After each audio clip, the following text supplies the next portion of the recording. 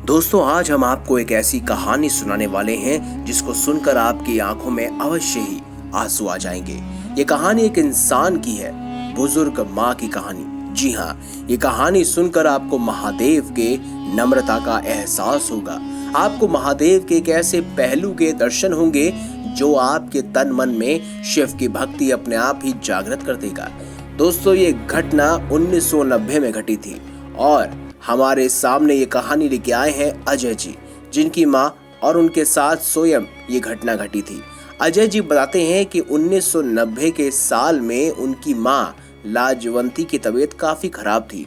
अजय जी ने उनका इलाज कहीं जगह से करवाया। अजय जी अपनी माँ को अस्पताल में लेकर तांत्रिकों के पास भी लेके गए, पर लाजवंती जी की तबीयत में कोई भी आराम नहीं आ रहा था। वो रोज कहराती रहती और उनकी ऐसी हालत देख के अजय भी बेहद परेशान रहते।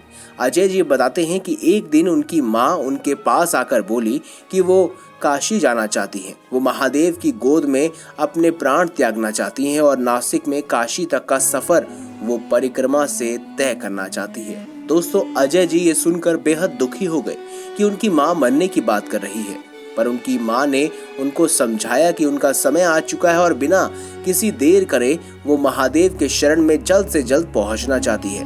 अजय जी ने अपनी माँ की बातों को अपने सलाखों पे रखा और परिक्रमा करने की ठान ली। अजय जी बताते हैं कि वो अपनी माँ के साथ 6 मार्च 1990, जिस दिन महाशिवरात्रि थी, उसी दिन काशी के लिए निकल गए।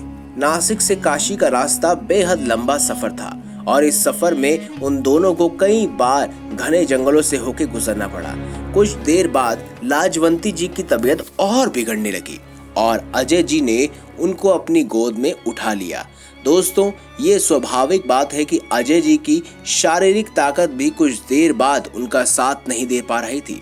अजय जी महसूस कर सकते थे कि ऐसे तो वो कभी भी काशी नहीं पहुंच पाएंगे। उन्होंने फिर महादेव की आराधना की और महादेव से बोले, मेरी माँ की ये पहली और आखिरी इच्छा है, मुझे इसे पूर्ण करने में सहायता दे। कुछ ही देर बाद आगे चलकर अजय जी को पीछे से एक घंटी की आवाज सुनाई दी। ये घंटी की आवाज ऐसी थी जैसे कि किसी बैल के गले में बंधी हो। अजय जी ने पीछे मुड़कर देखा तो धुंध के पर्दे से बाहर आती हुई अजय जी को एक बैलगाड़ी दिखाई दी। वो देख के आश्चर्य हो गए कि आखिर ये अकेले बैल की गाड़ी क्यों आ रही है और कहां से आ रही है। जैसे ही बैलगाड़ी नजदीक आई तो अजय ने देखा कि टांगे वाले ने अपने मुंह पर कपड़ा लपेटे रखा हुआ है और उन्होंने उससे कहा, भाई, मेरी माँ की तबीयत बहुत खराब है, हमें काशी तक जाना है, क्या आप हमें थोड़ा आगे छोड़ सकते हैं? तो टांगे वाले ने सर हिलाया। अजय ने फिर अपनी माँ को उस टांगे पर लेटा दिया और उसके बाद अजय जी थोड़ी राहत की सांस लेते हुए उनके साथ चल पड़े। उन्होंने सोचा कि कुछ समय के लिए ही सही, पर सवारी तो मिली, पर आगे जो अजय जी के साथ हुआ वो सुनकर आपकी आंखों से आंसू आ जाएंगे। अजय जी को एकदम से एहसास हुआ कि जंगल का सफर इतना भी सरल तो नहीं होता कि गाड़ी बिना हिले डुले सीधी चलती जाए। अजय जी ने नीचे पहियों की तरफ देखा तो पाया कि पहिए जमीन को छू ही नहीं रहे, जमीन भी नहीं चल रही है। अजय जी ने जब टांगे वाले के कंधे पे हाथ रखा तो टांगे वाले का कपड़ा गिर गया। अजय जी को एक बाबा दिखे जो कि नीले रंग के थे, जिनकी जटाएं बिखरी हुई थी, जिनका कंठ बेहद नीला था। अजय जी समझ गए थे कि ये तो साक्षात महादेव हैं। अजय जी उनके चरणों पर गिर पड़े। उसी समय अजय जी बताते हैं कि महादेव उनसे बोले कि तुमने अपना कर्तव्य पूरा कर लिया, मैं स्वयं तुम्हारी माँ को लेने आया हूँ। उसी समय अजय जी ने देखा कि उनकी माँ लाजवंती के शरीर से उनकी आत्मा निकल के महादेव के बगल में आके खड़ी हो गई है।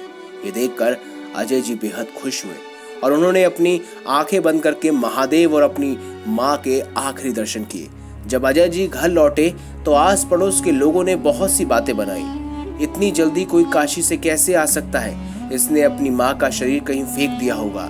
दोस्तों, अजय जी मुस्कुराते हुए सोच रहे थे कि इनको क्या पता कि मेरी माँ कितनी भाग्यशाली थी कि उनको लेने स्वयं महादेव नंदी में बैठकर आए थे। तो दोस्तों, आशा है आपको ये खास जानकारी, ये वीडियो अच्छी लगी है। अगर ये वीडियो अच्छी लगी है तो इस वीडियो को लाइक करें, हमारे चैनल को सब्सक्राइब करें और ज़्यादा से ज़्यादा शेयर अवश्य करें। मिलेंगे अगली बार एक नई खास वीडियो के साथ, तब तक के लिए बहुत बहुत धन्यवाद।